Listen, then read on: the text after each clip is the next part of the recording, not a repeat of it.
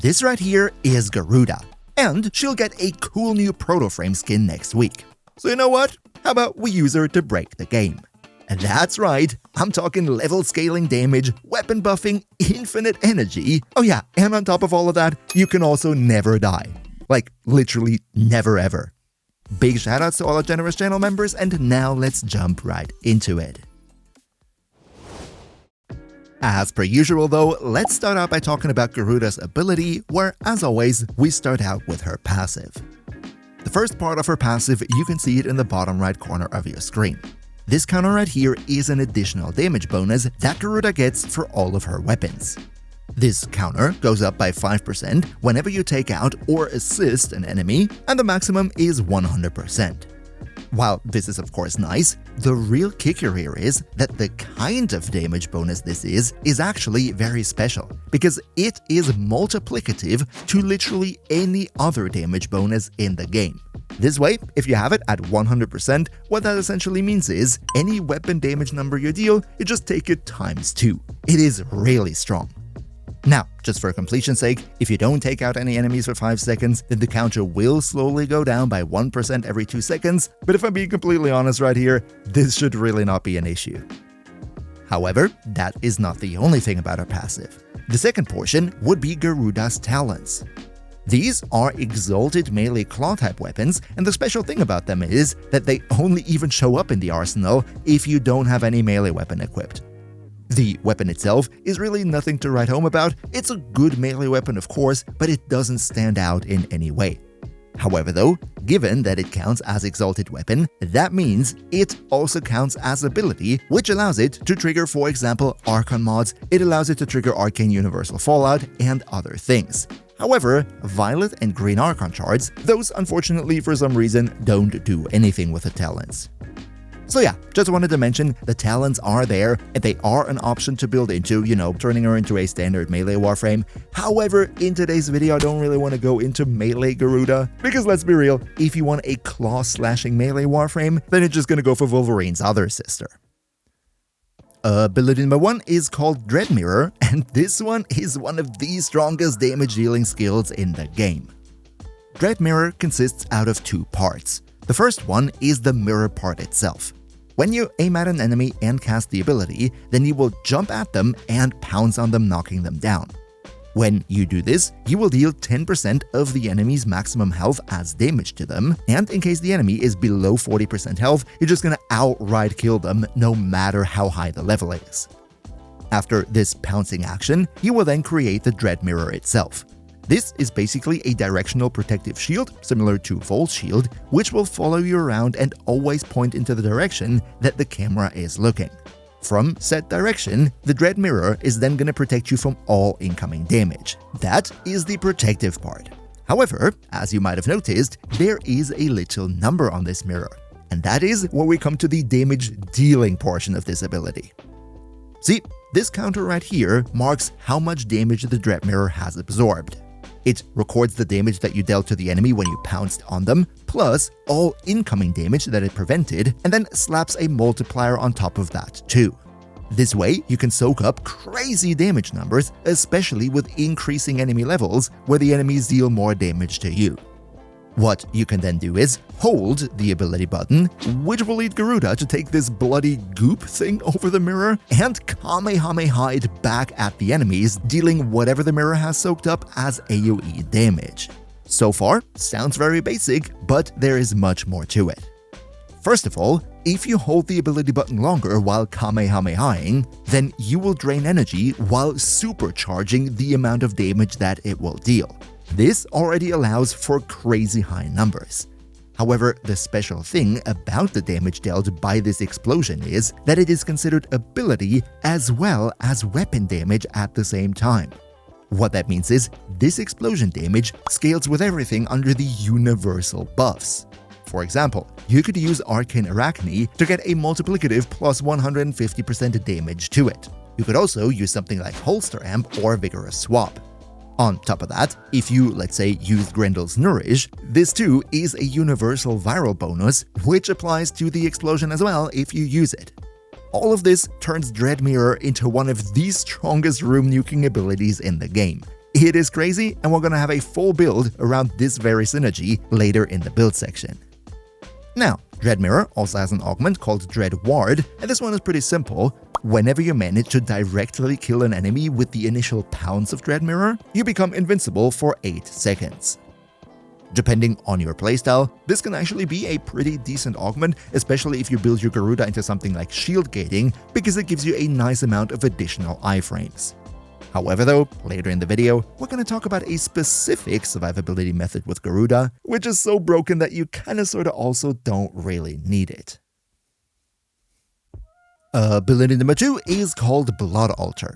This is Garuda's big healing ability, however I feel that it is a little bit underrated maybe. The way it works is very simple. You jump at an enemy, and then you turn that enemy into a Blood Altar. This enemy then will have an AoE around them, and you plus allies, when within the AoE, will be healed per second. To be more precise, Blood Altar by default will heal you for 25% of your missing health every second. So in other words, the more of your maximum health is missing, the more you will be healed per second, with the healing rates then going down for every consecutive interval. I know a lot of players don't really vibe with Blood Altar because you need to be somewhat stationary to benefit off of it, but at least you can have 3 altars on the field at any given time, and the fact that it is a percentage heal, in my opinion, is actually very strong and will also contribute to this full invulnerability method that I teased in the intro. Ability number 3, Bloodletting. This is very straightforward and basically your source of infinite energy. When you press the ability button, you will sacrifice 50% of your maximum health, but therefore gain 40% of your maximum energy back. As long as you have more than 2 hit points remaining, you can cast this ability for free. However, the total energy gain also depends on the percentage of maximum health that you sacrificed. So in other words, if you were already at very low health before casting it, then you're also not going to get a lot of energy back. If you want to gain the full 40%, then your health has to be at least 50% full when you cast it. In addition to all the energy goodness though, Bloodletting has another nice feature, and that is, whenever you cast it, you will automatically get rid of all negative status effects. This is a very handy tool to have, especially given the fact that you're going to use the ability all the time to regain energy anyway. So yeah, this ability is pretty straightforward, however there is one more thing that I want to mention, and that has to do with the ability efficiency stat. What happens here is, with low efficiency, that you will still sacrifice 50% of your maximum health, but instead of 40%, you're gonna get less energy filled for that. This is why, for Garuda, unlike most other frames in the game, ability efficiency is not as much of a dump stat, and using something like Blind Rage can hurt your energy income quite a bit. Bloodletting though also has an augment called Blood Forge, and this one is very situational. All it does is, whenever you cast the ability, you will fully reload the weapon that you currently have in your hands. If you're running a setup where this sounds useful, then totally go for it. If not, well, just don't. And last but definitely not least, we have Seeking Talons, her 4th ability. This one has quite the extensive ability description, however, I want to break it down as simple as possible here. When you cast the ability, you will charge up a bunch of flying talons around you that, when unleashed, will hit enemies in a cone in front of you. These enemies then will take a bit of damage and also suffer /status effect, however the damage of the Seeking Talons themselves isn't really the point of the ability. The reason we use this is the marker over the enemy's head that you can see right here. Enemies marked with this symbol will always take a forced /proc for any other damage instance that they receive, only exception here being DOT ticks. This can be incredibly strong if we attack marked enemies with something like, let's say, a shotgun that has a bunch of multi-shot. Then, for each pellet of the multi-shot, so for each damage instance, the enemy will take an additional /. This way, even though slash is not the best DOT element in the game anymore, you will just melt away enemies like crazy. Don't worry, we're later gonna have a very sick weapons platform build that fully capitalizes on this ability. Seeking Talons also has an augment mod called Bleeding Talons, and this one basically comes into play if you actively want to use her talons as melee weapon, giving you additional combo count chance. If you want to build a melee Garuda, you can look into it, but for today's video, we're not gonna use it. And as always, if you could leave a quick like for the video, that would be very nice because it always helps me big time with the YouTube algorithm. So cheers so much for your support. Okay, so much for her skills. Before we get into the builds themselves though, I would like to dedicate this separate short chapter to survivability, because for Garuda there are quite a lot of options out there, and this way I don't have to re-explain it in the build section. First of all though, when it comes to survivability, use whichever method you feel comfortable with. Given that Garuda has a shield, that of course means if you like shield gating, you can go for the traditional shield gating approach. She doesn't have anything in her kit that would make her a dedicated shield gating frame, however, some of her casting animations do give you iframes, and of course there's also the augment for your one that can make you temporarily invincible. If however you're like me and you really don't like shield gating, then of course you can also always go and health tank. Garuda unfortunately doesn't have particularly high base health, but her armor is definitely something you can work with, and when you combine that with the fact that her Blood Altar is one of the best healing abilities in the game, then you can definitely turn her into a competent health tank. If you like to, you could even go and infuse something like Null Star or Eclipse for another 75% layer of additional damage reduction. However though, these two survivability methods, while viable, do have their issues. So, let's now talk about two special survivability methods that, in my opinion, are objectively superior. The first one of which would be energy tanking. Here is what that means. There's a specific mod called Quick Thinking. What this does is, when your health and shields are completely depleted, then instead of dying, your energy bar will function as a backup health bar. The cool thing about this is that Quick Thinking has this figure of 240% efficiency, which, to put it short, if you do the math, leads to another separate layer of around about 58% damage reduction. So, in other words, for every 2.4 damage that you take, you will only lose 1 energy point. Now, why is this so good?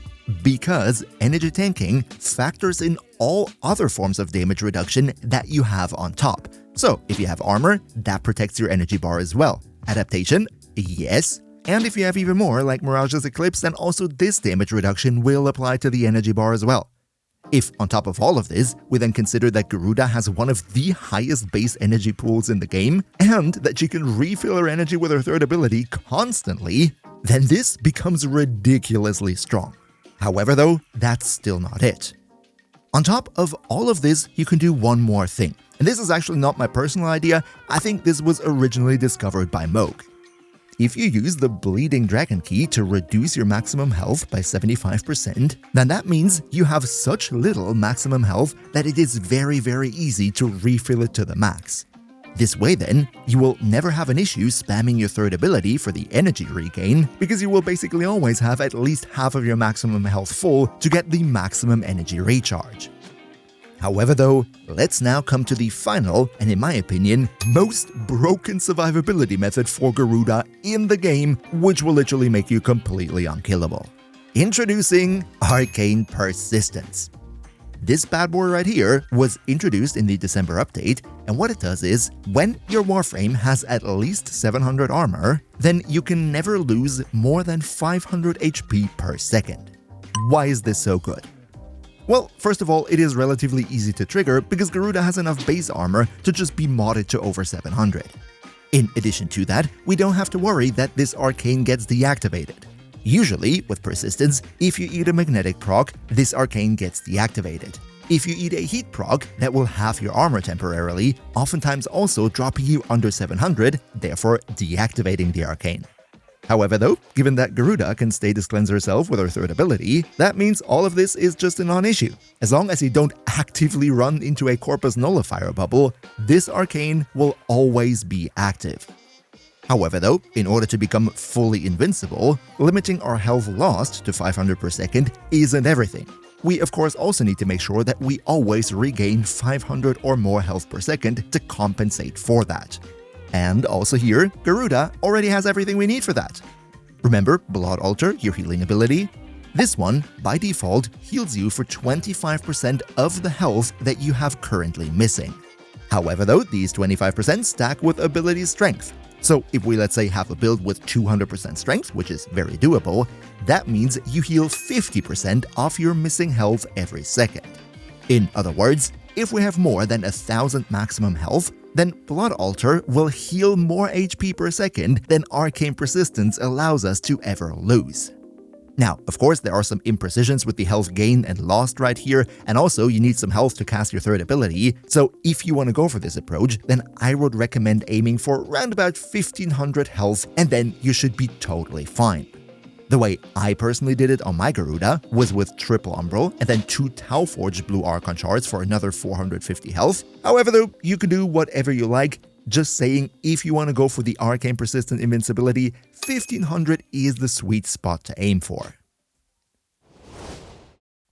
But now we finally come to the build section. And, as per usual, the first topic here would be the Helminth options. And luckily, for Garuda, you have a lot of them. On the one hand, if you just want to do more damage, no matter if with weapon or ability, then Roar is the tried and tested. However, Nourish 2 is actually pretty decent. It might sound counterintuitive given that we can refill our energy at will, but given the fact that the damage of your first ability, for example, is affected by universal modifiers, that means it deals more damage if you have Nourish active. On top of that, the viral priming is of course very good too.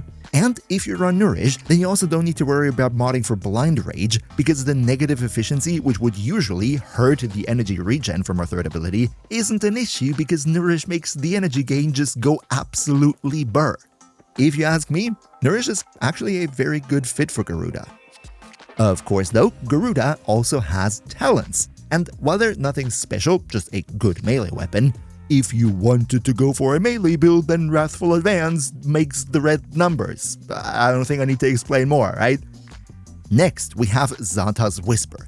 This is actually one of the interactions that we're going to use in just a minute, and it is super freaking broken, because with Garuda's fourth ability, the one that inflicts force slashes, well, that ability likes it very, very much if we have additional damage instances. And Xanta's Whisper is the only subsumable ability that counts as separate damage instance. Don't worry, we're gonna have a full build on that later. If, however, you like to stay alive, but you don't like the stationariness, quote-unquote, of Blood Altar, then you could go for Sevagar's Gloom.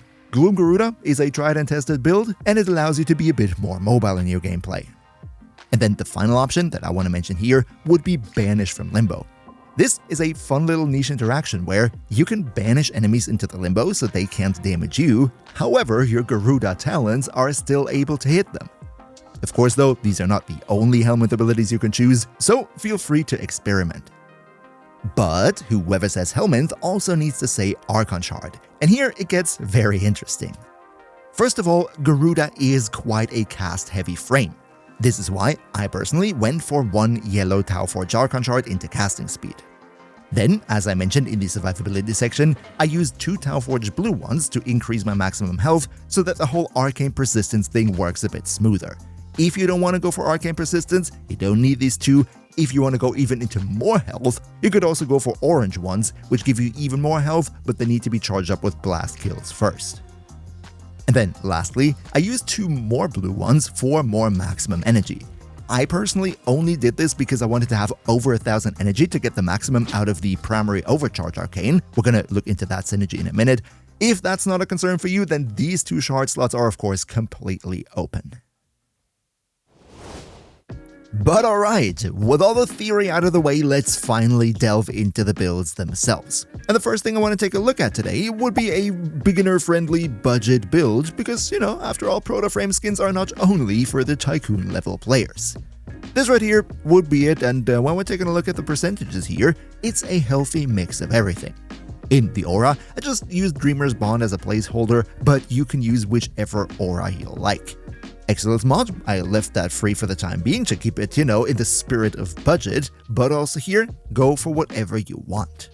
One thing that I would say is very important for Garuda would be to use a flow mod. If you have, you could even go and use primed flow. Reason is that Garuda has very, very, very high base energy, so you can really capitalize on using a flow mod to make that even juicier. The energy economy is no issue because you just cast your third ability, you get energy back, bada bing bada boom.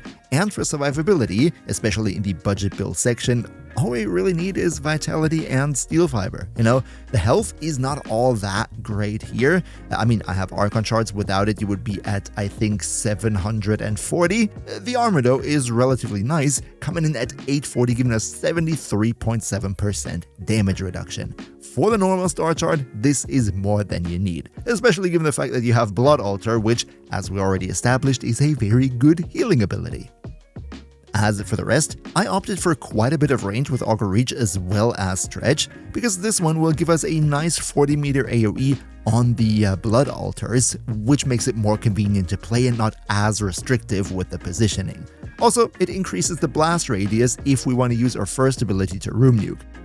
The only thing that I would personally like to invest more into here would be strength, but if we want to keep it truly budget, then Intensify is the only thing we can reasonably go for here.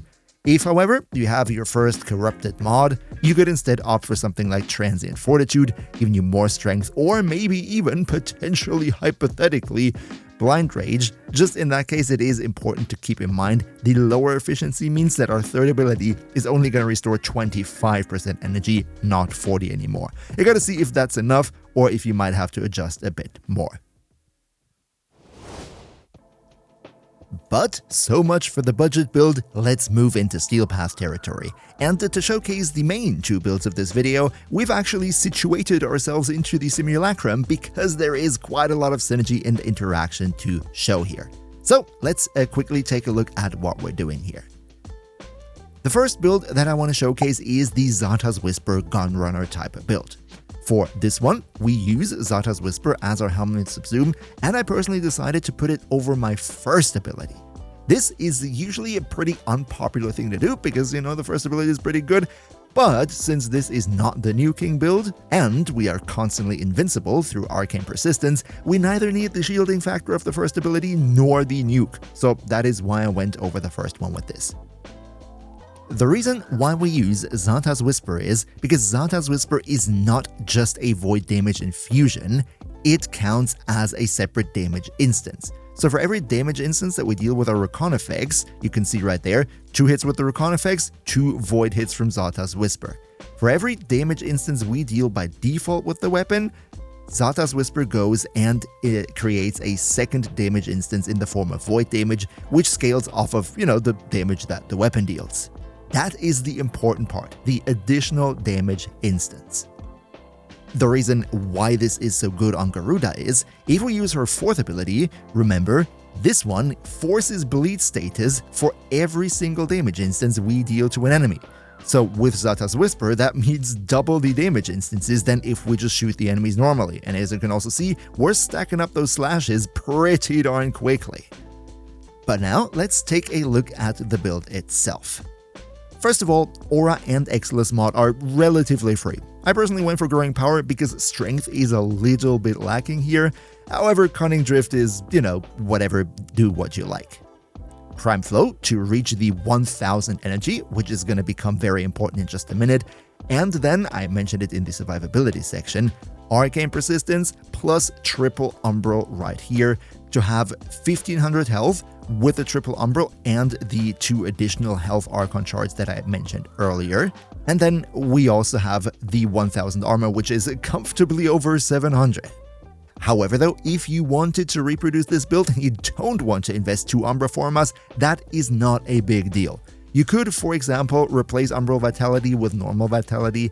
Yes, it's gonna lower your maximum health a bit, but you could compensate with another Archon Shard, or just leave it at that. I think at like 1300 health, this is still fully functional. Same thing, by the way, goes for Fiber right here. Going for just Steel Fiber is also perfectly fine, as well as Umbral Intensify. You technically also don't need that. You could go for Archon Intensify, which, in case if you don't go for Triple Umbral, is actually the smarter option, because with Blood Altar healing you, gives Archon Intensify a constant plus 60% ability strength. So yeah, quite a lot of adjustments possible here, but I personally just went all in with the Triple Umbral. The reason I went for a lot of range, that actually has to do with Blood Altar, giving it a 20-meter heal radius, making it very, very comfortable to play. If you think that is too much radius, you could of course go and drop either stretch or overextend it, adjust the values however you see fit. But now here comes the interesting thing about the build. When we're taking a look at the arcanes, then of course we see arcane persistence. This is part of our survivability. I went over it in the survivability section, so I'm not going to explain it any further. However, in the second slot, I went for arcane impetus. This one gives us more ability strength and ability efficiency, which is very nice on Garuda, for every unique status effect that we inflict with abilities. And here comes the fun trick. Because of the fact that we haven't equipped a melee weapon, that means we gain access to Garuda's Talons. And because the Talons are considered an exalted weapon, that means every status effect inflicted with the Talons is considered inflicted through ability, therefore counting towards arcane impetus. We can quickly check it out, and you see in the top right corner, we're now comfortably at 7 different status effects. If we use Zata's Whisper to take the Void, then we're already going up to 9. And the nice thing is when you cast your 4th ability at the enemies, then you just keep Arcane Impetus at 20 seconds all the time, so it's not really all that finicky to keep up. Just by the way, this right here is my Garuda Talons build. It's nothing special, I just focus on getting as many different elements as possible for Arcane Impetus. Melee exposure gives us Corrosive as well. However though, while the unkillable Zata's Whisper build here is already pretty nice, there are 2 specific weapon interactions that have to be mentioned alongside with this build. The first one of which would be one very, very underrated rifle in my opinion, that being the Recon effects. Now, what is so special about the Recon effects? See, the Recon effects has a funny feature where it has a perfect reload mechanic. If we reload, you can see right there, there's an area on the crosshair where if we tap the reload button again, we get a perfect reload. And what that does is, you can see it in the bottom right of the screen, you now get fire ammunition. This too is not a heat elemental infusion, but it counts as a imbuement. So whenever we hit the enemy now, you can see it, we gain additional instances, you can see it right there for a moment with the heat symbol next to it, we gain 1 additional heat damage instance for every normal damage instance that we deal with the weapon. And if you listen carefully, then you will now know what that means. The heat damage will give us 1 instance per shot. The Zata's Whisper will give us another instance per shot. And that now means we gain 2 bonus instance per native shot, which means even more slashes from the 4th ability, which, forces a slash for every damage instance. Like, can you see the number of slash? It is insane. Just look at it. It's a fully automatic assault rifle, and like after 2-3 shots, you have like 100 slashes on the enemy. It's crazy. But was still not done. Remember when I looked at the Garuda Archon Shards and I added 2 more to go from 900 to like 1000 maximum energy? This actually has a point. Because if we take a look at the Recon effects build, then we are using primary overcharge. This one can give us up to plus 350% multi-shot, but only if we have at least 1000 maximum energy, which, we now have. So, if now everything comes together, Zata's Whisper is on, we have the heat ammunition, and overcharge is at the maximum of 350%. If we now cast the 4th ability, then 1 hit will inflict like 16 slash, like just look at how they're dying from the slash DOT. It is crazy how many slashes we inflict with 1 freaking bullet. The enemies just bleed to death, and this is still a fully automatic assault rifle. This is not a shotgun. This is like fully automatic, and you gain so many damage instances. It is mental. But the Recon effects is not the only great gun that you can use here. We also have some very broken interactions with the good old Kuva Sobek. The Kuva Sobek has access to a mod called Acid Shells. What this one does is, whenever you take out an enemy, then the enemy will explode and deal a portion of their maximum damage to all the other enemies in an AoE. See, you saw it there, a couple of damage numbers. As you can see, the damage is nothing to write home about, but that doesn't matter. Because of the fact that the explosion was caused directly by the Sobek, so to speak, these additional damage instances here in the AoE are considered weapon damage, damage directly by the Sobek itself. So what we can do is, we use Xata's Whisper, and when we now take out the enemy, then you will see that all of a sudden all the enemies are hit by Xata's Whisper. That is because, due to the fact that it's considered weapon damage, it also taxis Xata's Whisper to all the affected enemies. What makes this really OP though now is if we combine this with our fourth ability. Remember, any damage instance from our weapons will trigger an additional slash. So if we do the explosion with Xata's Whisper, then Xata's Whisper is going to create a chain reaction because it taxis all the weapon damage through acid shells onto all the enemies, leading to very strong slashes. If we do this without Xata's Whisper, just with acid shells alone, then yes, the slashes are also going to be taxied, but they're not going to be all that high in terms of damage because of the damage fall-off. And last but definitely not least, let's talk about the super crazy damage cap room nuking build. This time, we don't really care about our weapons, all we care about is getting the maximum damage possible out of our first ability, Dread Mirror. Now, the way this build works is very simple. You create Dread Mirror, and then you charge up the damage for Dread Mirror, and you throw it back at the enemies and deal massive damage. And you will see that they all did not die. So, let's talk about the build and also how we're gonna change that. This right here is the spam build. Also here, I went for survivability, arcane persistence, triple umbral, everything that I already mentioned, so we're not gonna get into that, and the rest of the build looks fairly similar. Only difference here is that we don't use Archon Continuity, we don't use Archon Stretch, because we really don't need the Archon version for these two mods for the build. Range though, for the nuke build here is very important, because the radius, you can see it at the bottom there, 25 meters, is very nice. More range means you're just gonna hit more stuff, and I like that. First of all, in the aura, I would recommend Corrosive Projection, because even though it's just 18% armor reduction, it still means enemies take more damage. What really hits here though is Arcane Arachne. As I mentioned in the skill section, this one is a universal weapon damage bonus, meaning if you wall latch, it gives you 150% extra damage.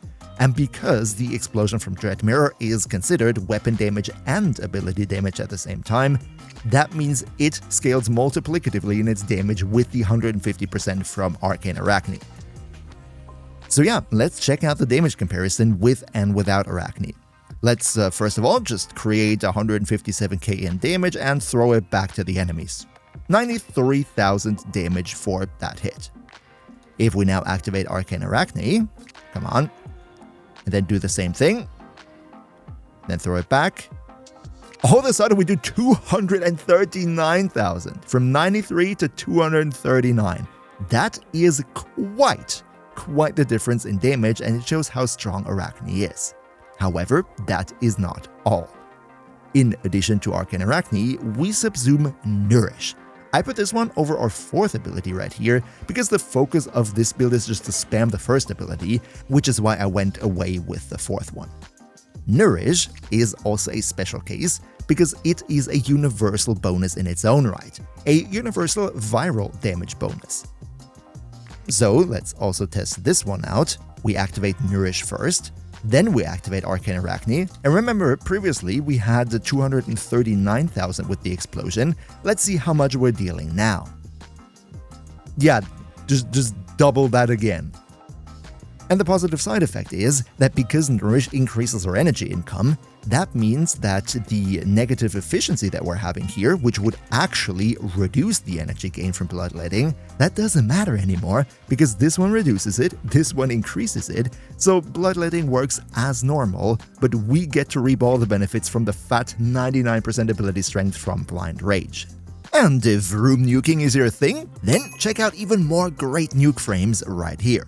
Another massive shoutout to Niels V, Demon Lord Zell, Demon Emperor, Emperor Prime, Nostalgic Gaming, Turtle Pier, Underkanio 2, Skylar Bowser, Mihawki, Socrates the Almighty Rat, Leo Morizaki, Shadow Lockhart, Han Tagas, Patricidator, Boomia1, Mr. Gamesplay, Zave, Awendai, Zengen, Quax, Henrik5984, Blue Eagle 98, Hearthwield, Evernet802, Gabriel Tevez, Yaku Ivan Gonzalez, Candy Fox 19, Argentat, and all other generous channel members for your continuous support.